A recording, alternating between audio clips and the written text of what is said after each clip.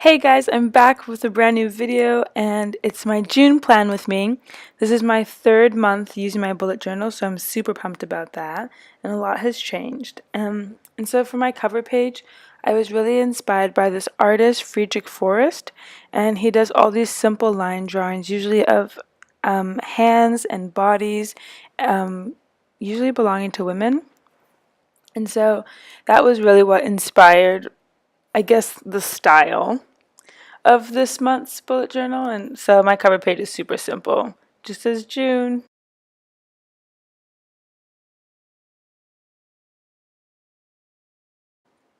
So on this left side, I'll be doing my habit and my mood tracker, and I'll have it all up in one table as opposed to the two separate ones that I've been doing for the past 2 months and that I've seen other people do, just because it wasn't really working for me, and so I'm trying to change things up in the hopes that I'll actually start filling this bad boy out.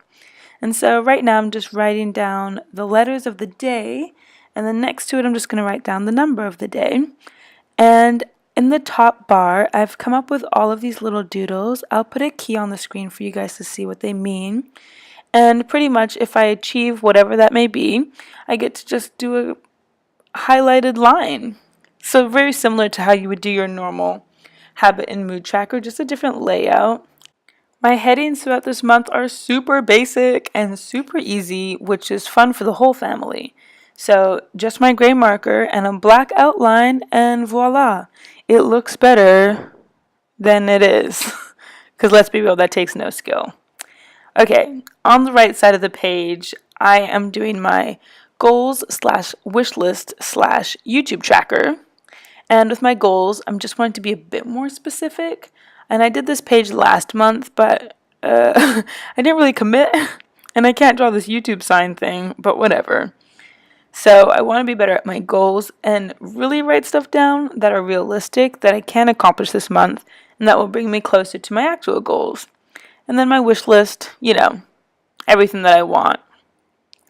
Um, and with my YouTube tracker, I'm actually writing the amount of subscribers I had at the beginning of the month, at the end of the month, and then writing what the increase was, and then actually writing what videos I'll be posting for that month.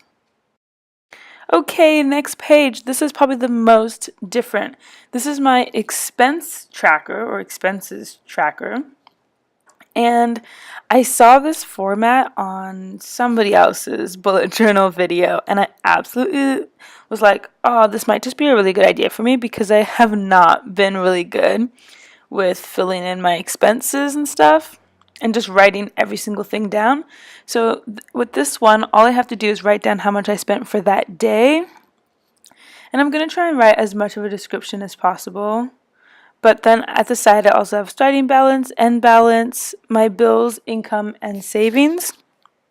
So that's really helpful. And it's not just all going into the big box. So I'm super keen to see how that's going to work out this month. Hopefully well.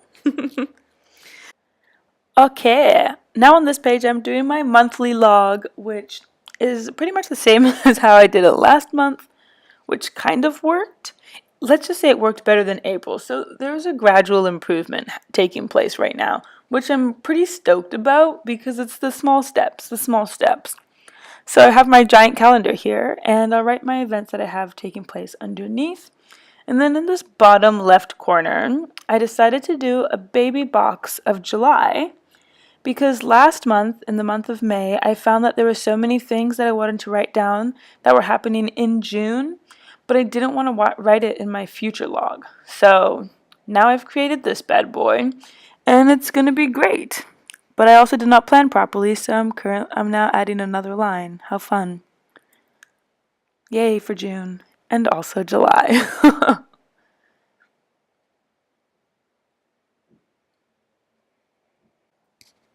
My daily log this month is going to be exactly the same as it was last month because it was perfect. I loved it. I found it really easy to actually get things done. I loved the layout of just having it longer like a list instead of across my page. So the portrait is much better for my brain to get stuff done as opposed to the landscape that I had in April. If you haven't seen any of my previous videos, I'll definitely put a link in the description box below so that you can check them out, and you can just see like the progress, I guess, over the past few months. But this is it. This is probably the one part that's going to stay exactly the same, is going to be these boxes because I love them. And then this cute little calendar, I'm obsessed with them. Just so that I can see which week I'm in.